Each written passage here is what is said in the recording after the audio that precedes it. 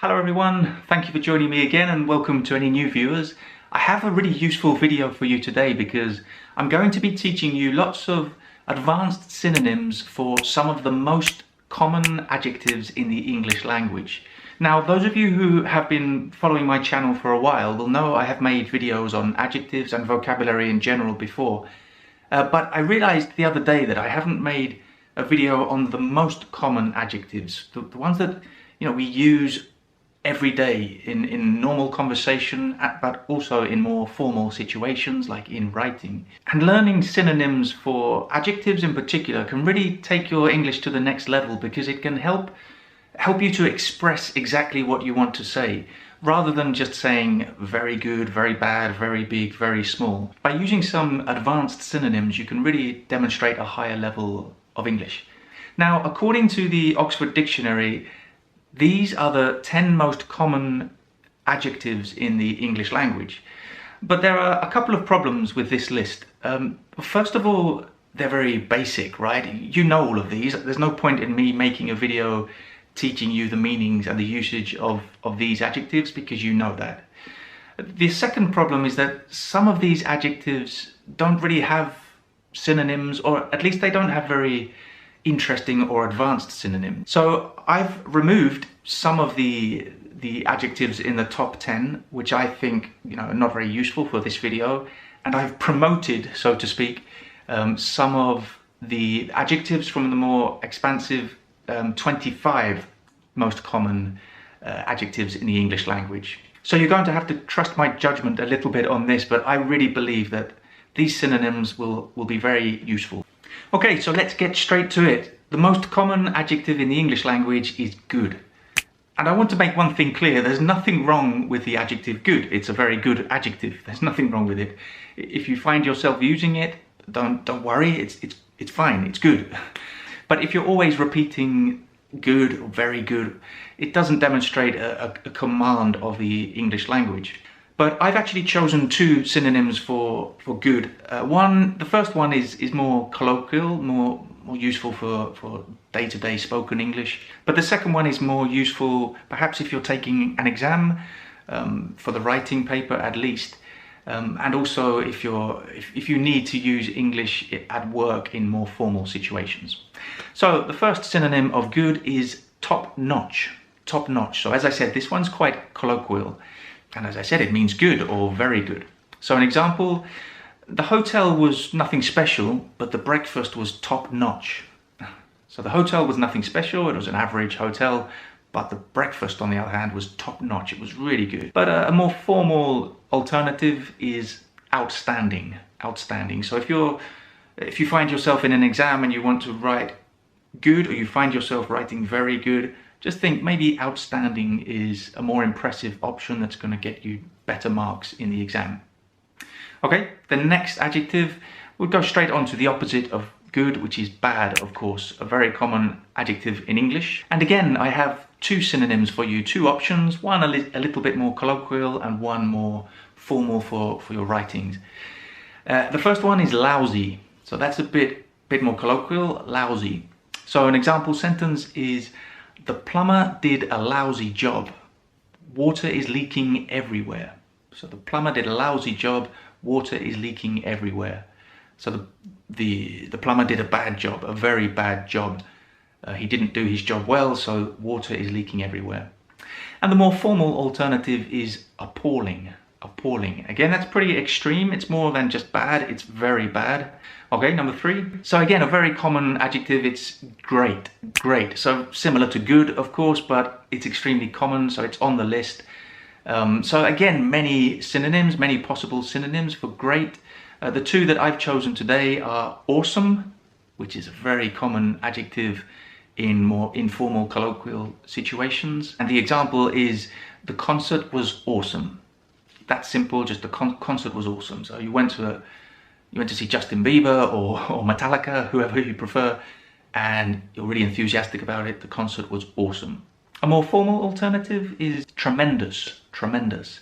And that's quite emphatic too. So, I mean, great is emphatic, but tremendous is even more emphatic. So the next adjective is old. So, of course, a very common adjective because you can use it in many different contexts. Again, I have two synonyms for you. The first one is actually an expression, an idiomatic expression, the more colloquial option, and it's long in the tooth, long in the tooth. And we use this for people, not for things. So you could say, I'm far too long in the tooth to listen to reggaeton.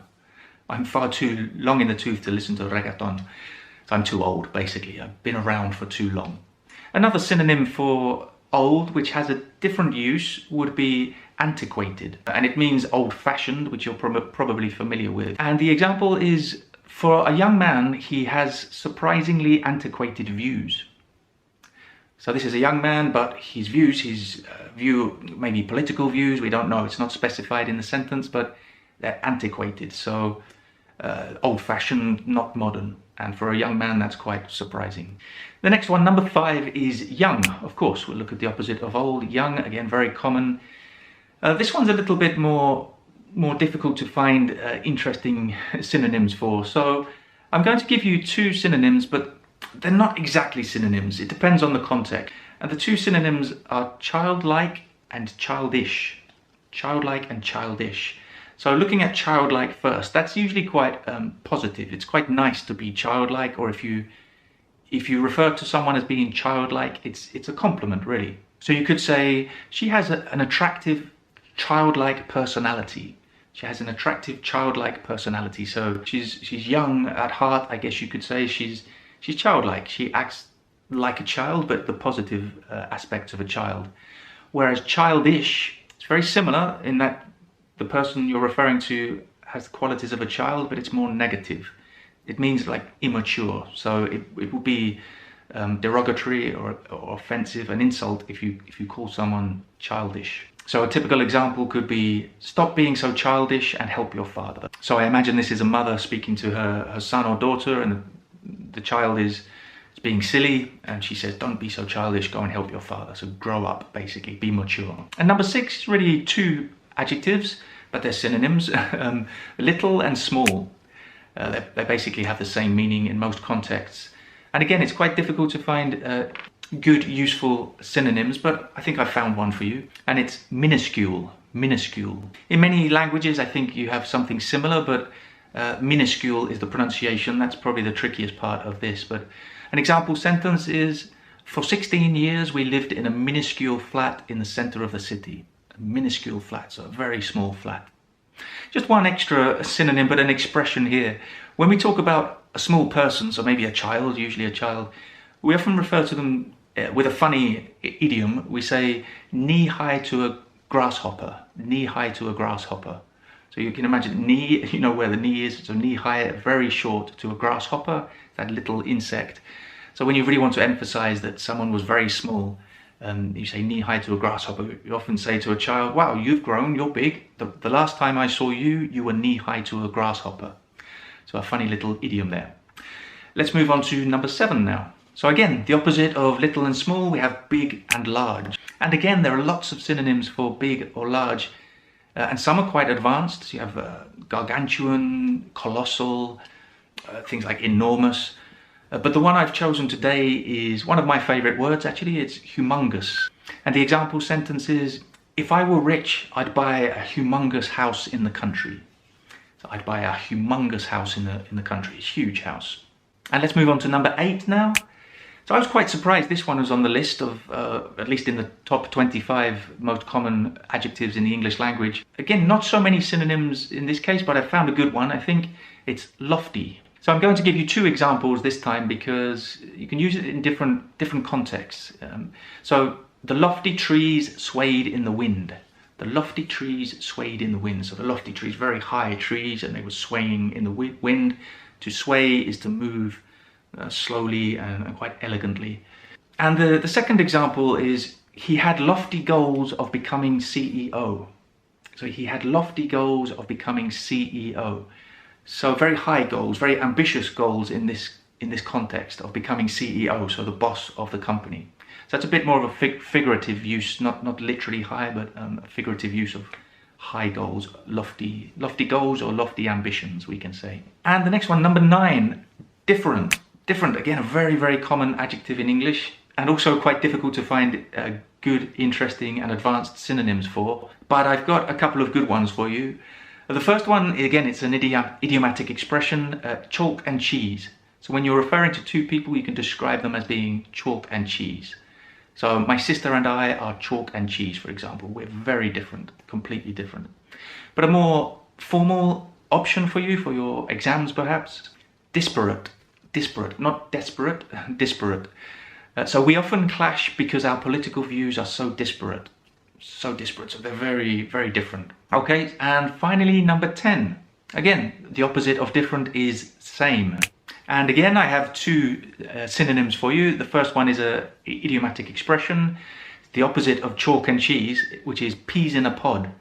Peas in a pod. So when you have, you can imagine a pod of peas, so the green vegetable, legume, the peas, they're all exactly the same, right? They look exactly the same. So you have two people, when you describe them as being peas in a pod, they're exactly the same. So you could say the brothers were like peas in a pod. But again, a more formal option for you is tantamount. Now you have to be a little bit careful here because tantamount doesn't really exactly mean the same. It means almost the same. So the example is, calling a Scot an Englishman is tantamount to a declaration of war. If you meet a Scottish person, a Scot, and you mistakenly call them an Englishman, then they're going to be quite offended, and it could start a war. Obviously, it's an exaggeration, I think. I'm a quarter Scottish, 3/4 English, so I can perhaps comment on that, but it's not the same. It's not literally a declaration of war, but it's almost the same as a declaration of war. So tantamount is a very useful word. So there you go. You have a lot of synonyms now, lots of adjectives to learn and practice. Use it or lose it, write your own examples, make an emotional connection, put them in the comments. We can all learn from each other that way. I'll see you very soon for another video.